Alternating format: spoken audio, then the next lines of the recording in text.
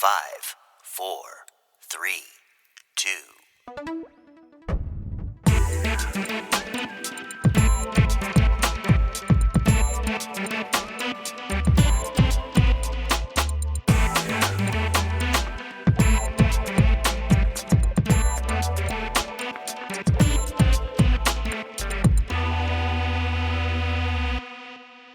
Well, hello everyone, and welcome back to another episode of the Nathan Markley Show.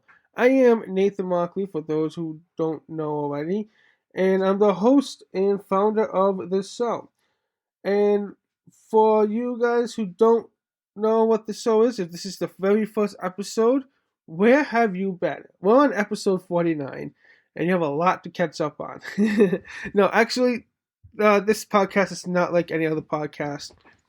It's a technology podcast, and each episode is new tech news, where I talk to you about what's going on in the world of tech. And that's exactly what I'm going to talk about today. I'm going to get right to the point because I have a lot of news to cover in a very short time. All right, so the first very tech news, let's see, let me look at my Google Sheet here on my show notes. Well, let's start out that Twit, This Week in Tech, is suing Twitter. That is correct. Twitter is being sued by Twit because of allegedly breach of contract and trademark infringement.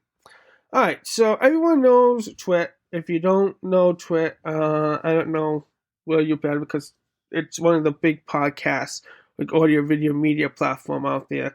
So it's also known as This Week in Tech, who was founded by Leo Laporte, who goes by Tech Guy. Oops, I'm the Tech Geek. He's the Tech Guy. He's the Tech Guy. I'm the Tech Geek. So, anyways, and they talk about technology, right? Awesome. Well, back when Twitter came aboard, Twitter was already established, and the co-founder of Twitter, Evan Williams, had previously told Leo Laporte way back in 2000. When did Twitter come out? 2005, 7, whatever. When it first came out.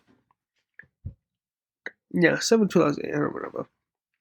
That Twitter was simply a text-based microblogging service, and it's not going to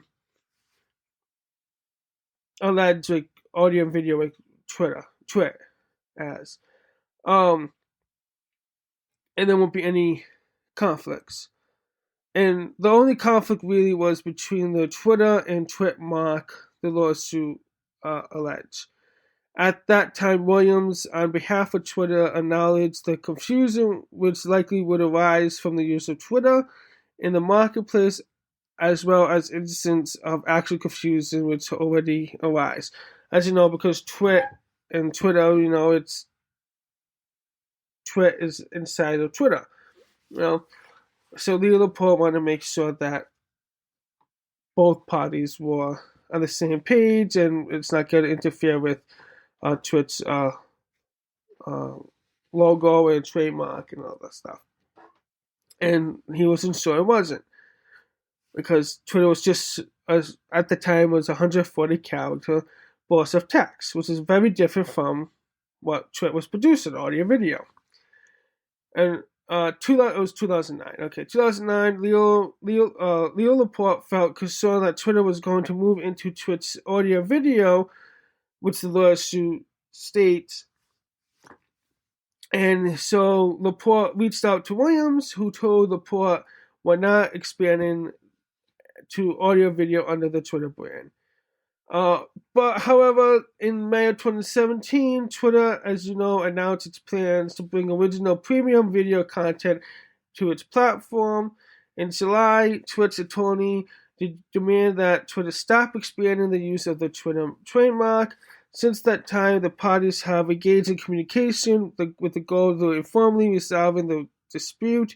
The lawsuit states These efforts have not resolved the dispute, and Twitter continues its expansion of Twitter's business to breach of its agreement with the plaintiffs, refining its representatives and promises made. The plaintiffs in intellectual property rights and the plaintiffs' injury. So Twitter hasn't pretty much said, yeah, no, we're going to do this. And Twitter is seeking relief, including a preliminary and premium injunction that orders Twitter to stop using the mark in connection with the dispute of audio-video content and any all profits derived from these unlawful acts. Neither Twitter or Twitter will conform immediately available comment at the time of this writing on TechOnes. So I'm looking at the copyright. Not the copyright claim, because there was no copyright claim. The lawsuit here. And, pretty much, okay, my computer's going really slow. Pretty much, it's just what it is, Twit definitely, they don't want, really wants to make sure that Twitter doesn't do audio video like they promise, because that's Twitch, and they want to make, because the Twitter mark is so similar, and I've seen apps labeled as Twit that was actually Twitter for Twitter, and because I was looking for a Twit app to watch the Twit shows, and when I downloaded it was actually for Twitter. I'm like, that's not what I want. Please put in the description. So that's the one conflict there. But they Twitter just, I guess, has, from reading this, hasn't obeyed what they want to do and gonna do what they do, and so the other parts get to take action. It's good for him, Audio video is his, on the Twitter mark, it's his thing.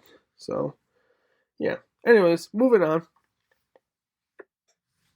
CNN shuts down Casey Neistat's Beam. So, if you don't know who Casey Neistat is, he's a big filmmaker.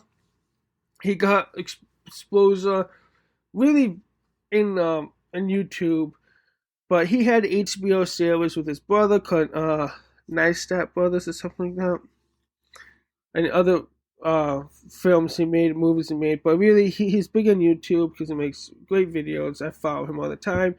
He started this company called Beam, which was a app that you can take video messages and send out, and then CNN bought them last year for, I think it was $20 million, $25 million, back in 2016.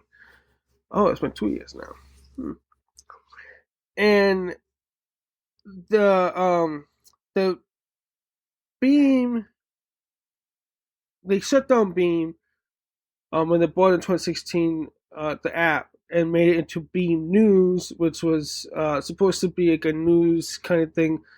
Supposed to be separate from CNN. And I've seen some videos, they're alright, and CNN was trying to get more to reach that young audience that Casey Neistat has, that he reaches through his videos. And Beam News was the way to do it. Well, just recently, last week, Casey Neistat made a video saying that him and his co-founder Matt Hacken are leaving the company, and some of the pretty much CNN's gonna shut down Beam News and move, if not all, a few dozen of the employees there. I think it's a 22-person team, right? Yeah, because it's a very small team. Yeah, 22-person. That's what it says in Argo. Wow, I just could just move down to Argo, Nathan. To CNN, and some of them probably won't unfortunately, have a job after that if they don't take it. I'm guessing, if they don't work on the CNN. So they're moving the Beam stuff, and the Beam News team, is going to be working CNN's video, audio stuff. Beam News, I think they're still gonna have. Casey said they're still gonna have the YouTube channel, which has 269,000 YouTube subscribers. Casey Neistat said it's still gonna stay on executive producer, I believe, in the video. I'll leave a link to the video. He says that he'd be up there at Beam News. What does this mean? Well, first it means that CNN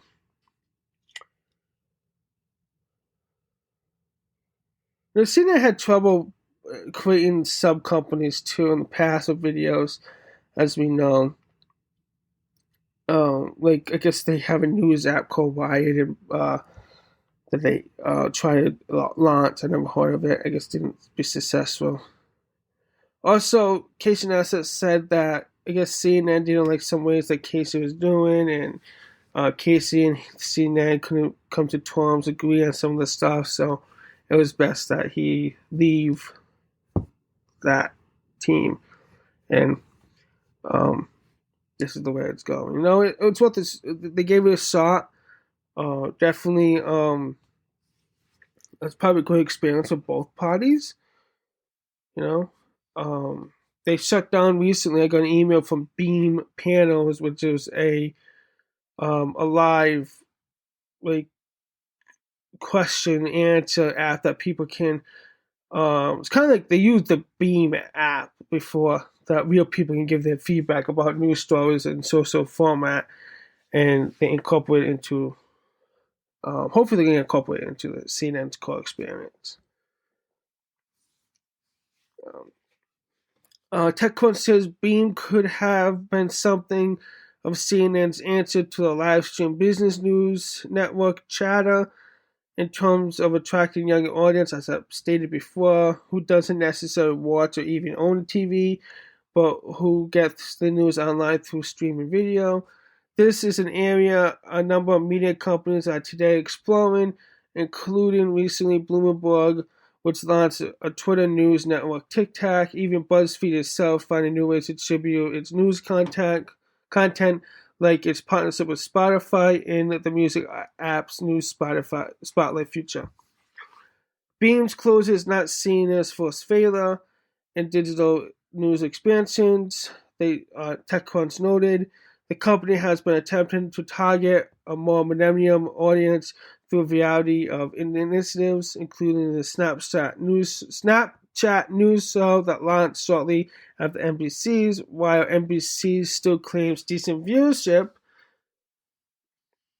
tons of millions for its short-form news series at Snapchat, CNN killed the Snapchat news show only 4 months after its debut.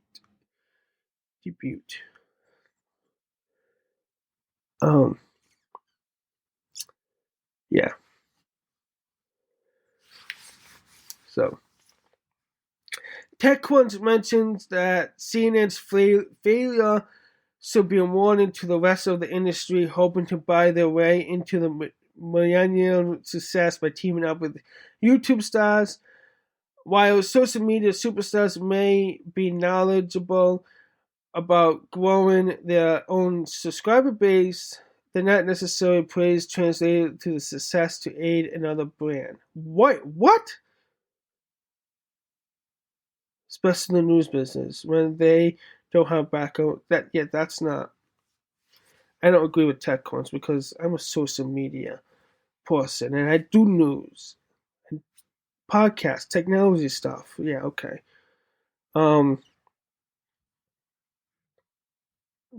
Yeah, so well, I mean, it wasn't like CNN saying this is happening. I think it was a decision of both parties, the three of them. Casey Neistat, Matt Halkman, and I butchered the name. Casey, Matt, and CNN. They all decided to end their relationship with that. I really don't like CNN, so anyways. But oh no, who knows? Elon Musk, Boring Company, has a flamethrower, which is real. So they create a flamethrower for $500, and it's up for pre-order.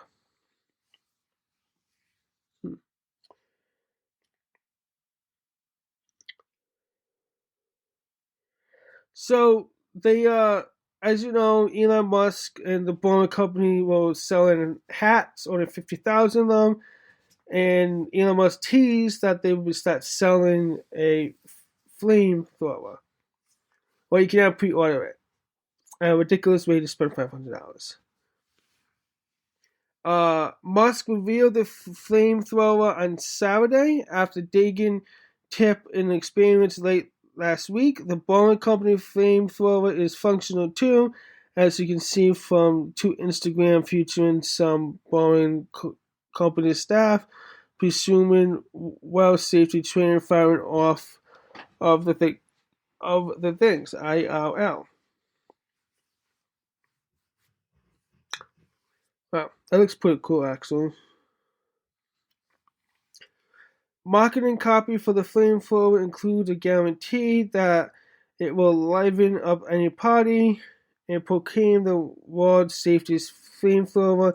In case you're concerned, you probably are not if you're ordering a flamethrower on the internet. The $500 fee doesn't include taxes or shipping, which are added at checkout, and initial state shipments will come out in spring. There's also a disclaimer about international shipping, including extra fees and may be seized at the border. Plus, buyers will be required to review and accept terms and conditions document prior to getting their flamethrower in the mail. The Boeing company also sells a fire extinguisher because they know how to make it upsell with specific wavelengths, and it's $30, which they fully admit it's more than you pay elsewhere, but it has a sticker. That's not even a picture, so it probably doesn't look like that all impressive.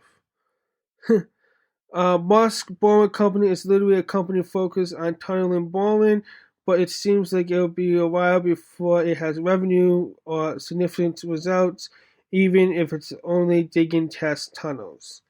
To fund the project until then, selling weird stuff with the company's logo to Musk heads everywhere seems like a decent plan, even if it contributes negativity to the sum total of walking flamethrowers across the world. Yeah. That's pretty cool. I mean, I see what they're doing. They're just like tech ones are selling silly stuff and get their brand out, and they're just having fun. Something I would do. Wow. Yeah, so that's cool. If you're interested in a flamethrower by the Boring Company that Elon Musk has, go ahead and over. Spend $500. Or you can spend that $500 to become a sponsor on the Nathan Markley Show through patreon.com/the Nathan Markley Show. Give it a plug there. Um, let's see. New YouTube partner requirements. Oh yes, this thing. Okay, so this is a few weeks old. So YouTube tightens up the rules around creator monetization and partnerships. Pretty much, to summarize, make this long story short, YouTube has once again um, changed the requirements of the YouTube Partner Program. You have to have a total of 1,000 subscribers and 4,000 hours of view time in the past year to be able to join the partnership and have monetize your videos. YouTube writes, I got this email too, saying that if you don't have this, meet this requirement, you will no longer be able to, if you're a current YouTube partner, if you don't meet this requirement, you won't be able to monetize the videos or be part of the YouTube partner program, and you will be kicked out, pretty much. And if you do, good for you.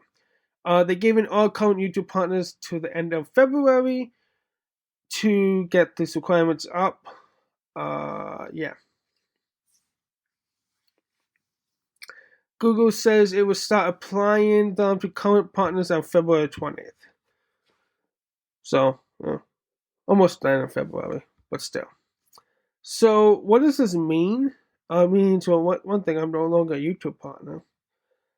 They also changed its exclusive Google Perform program, which is supposed to be limited to the best and most popular content.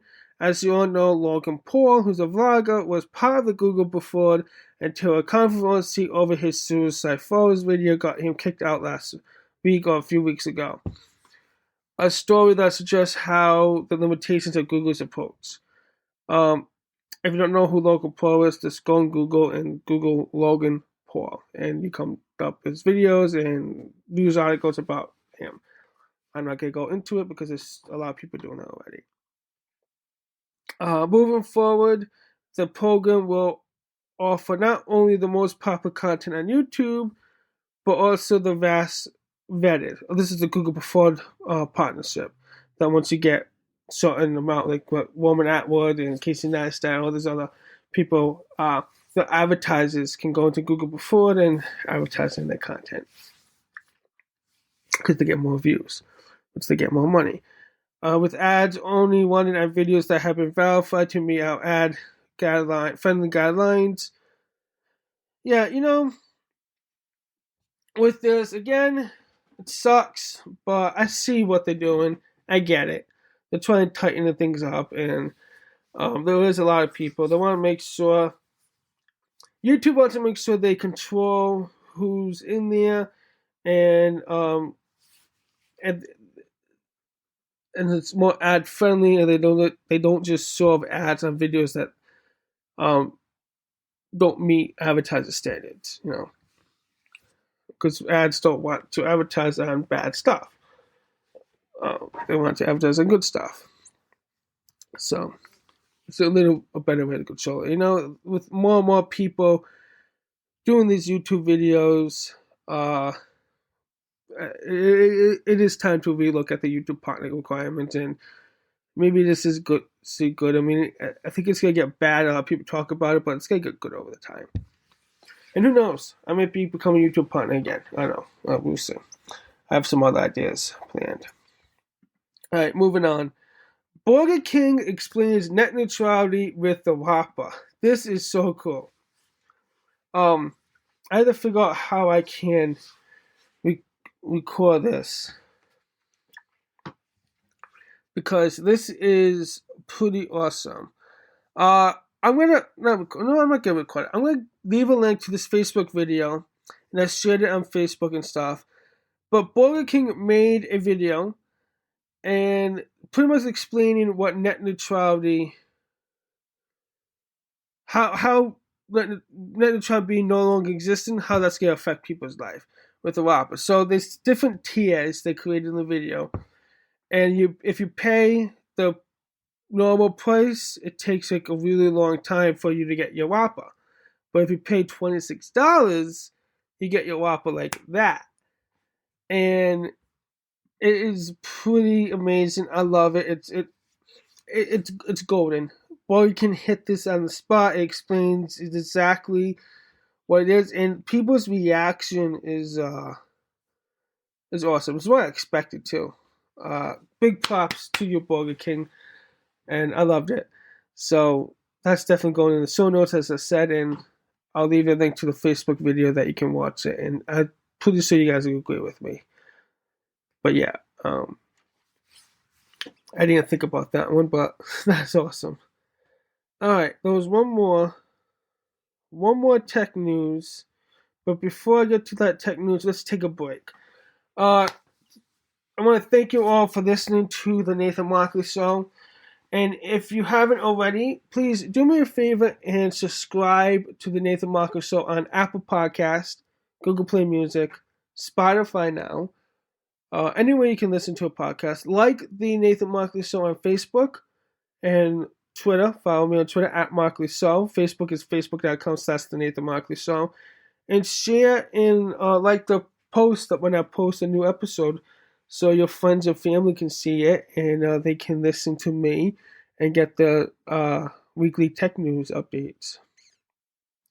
Also, if you want to support the podcast more than liking and sharing, you can by heading on over to patreon.com/the Nathan Markley Show and donate $2 a month, which is a good cup of coffee. and you'll be part of that network on Patreon, and I'll give stuff away, and there's a whole list. I have made a whole list of stuff that if you support the podcast via Patreon, and you help to grow the Nathan Markley Show into something better than it is now, and you be one of the force supporters. Because when we come big, I'll be sure to recognize my patrons, yeah,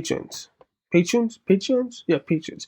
But yeah, so be sure to do that. All right, Facebook. Facebook is changing its news feed, and what does that consider? Well, Facebook, Mark Zuckerberg, back in January, announced that it would change its newsfeed algorithm to prioritize posts from friends and family over public content. So say goodbye to never-ending sponsored posts from Tasty, CNN, and other brands that embrace on the platform. Because Facebook recognized that people really don't like seeing ads and other content for public posts. Wait a second, that means, see, that's stuff with me. Oh, no, I see how it would do. I see. Nope, you will see less of me unless you go like the Facebook page. Then you see more of me. See what they're doing? So they're changing the algorithm up, and I've noticed some changes. I've noticed some good stuff. And TechCrunch says, time to say hello to more personal posts featuring commenting and sharing from your friends, and which sounds like the original version of Facebook, right? No? Facebook's news feed change pushes hard to create a better user experience for its users by focusing on meaningful interactions between people. This is crucial for its business as the tech giant seeks to move back to its core mission of not just connecting people, but connecting people meaningfully. In a year that was rife with Russian interference, public trust issues, and content publishing, content policing concern, and thrown in a Senate hearing, Facebook is now focused on reassuring that the public by rebuilding its brand and delivering an amazing user experience. So, what does this leave media professionals that have increasing levels of Facebook for content distribution and monetization in a pickle? Publishers in particular are seriously worried, but should they be? Publishing in an age of social media. This is all from TechCrunch. I'm going to read this because this is awesome article, and I think it's good. Yeah, you should know about this. Facebook's user base is formidable, with 2 billion worldwide monthly active users. Facebook is a crucial tool for publishers who seek to grow their audience. Through the social media giant, publishers found an easy platform to incorporate traffic by using the distribution content. Facebook made it easy by cultivating publishers' relationships in an effort to make the Facebook a destination for more than just wall posts, videos, and photos of friends' babies. Let's see. So, what does this mean for Facebook or any publishers, any social media person, like brands like CNET, Wired, TechCrunch, me, for instance, and Nathan Marks? What does this mean on Facebook? Like, how does people gonna get to see the content? You know, if Facebook's gonna show less of sponsored posts and show more of the friends and stuff back to what Facebook originally was going to do, you know, I think really what publishers will have to do is to publish content that people want to see, so they get to like their page. And if you like your page, that means you want to see the content. So Facebook's algorithm will show you the content if you like it. And if you're going through a page, and I'll leave a video sometime this week to show you this, you can tell Facebook to show posts, see first on the post on the page. So if you go like under my page and you click on the following button, it says see first. And on your news feed, you see my post first. So that's one way people can see your post. So I think Facebook wants to make sure that you're seeing what you want to see, and they're showing you what you want to see, as to say, and not just showing ads week before, and so they're redoing the Facebook algorithm, and they're making it more what it was truly going to be, as I mentioned previously, which is a good thing, really is. And yeah, so I can't wait to see how this is going to play out. I'll be watching this closely. I'll be sure to talk to you guys, report back to you soon. What was that? It's weird. I'm reading again. Soundproof booth. Anyways, all right. I think that's it for the tech news this week. Let me see. We talked about Elon Musk borrowing company flamethrower. Twit is suing Twitter. CNN shuts down Casey Neistat's Beam. Facebook news feed changes. New YouTube partner requirements. And Burger King explains net neutrality with the Whopper. Yes, that is all the news for this episode of the Nathan Markley Show. I want to thank you guys once again for tuning in and listening to the Nathan Markley Show. We appreciate it. And don't forget to share with your friends and family. Tell them about me and how I help you guys learn more about what's going on in the world of technology. Tech or technology? I haven't decided. But anyways, that would do it. I will talk to you all later in the next episode.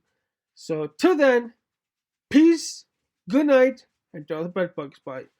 Bye, guys. Hey, guys, it's Nathan. I just want to say that you can listen to The Nathan Markley Show anywhere you can listen to a podcast, either on my website, thenathanmarkleyshow.com, my Facebook page, facebook.com/The Nathan Markley Show, Twitter @Nathan Markley, Google Play, Apple Podcasts, Stitcher, Spotify now. That's just, my podcast is on Spotify now. Go check it out if you have Spotify. Also, don't forget that you can support the Nathan Markley Show even more than sharing and listening. If you want to support it monthly, you can go to patreon.com/the Nathan Markley Show. There's a button in every description and on the website. And also, you can now support it via Bitcoin. If you want to send me Bitcoins, go send me, support the show via Bitcoin. If you want to use technology, I figured that'd be cool to have up there. All right, take care. You have been listening to The Nathan Markley Show.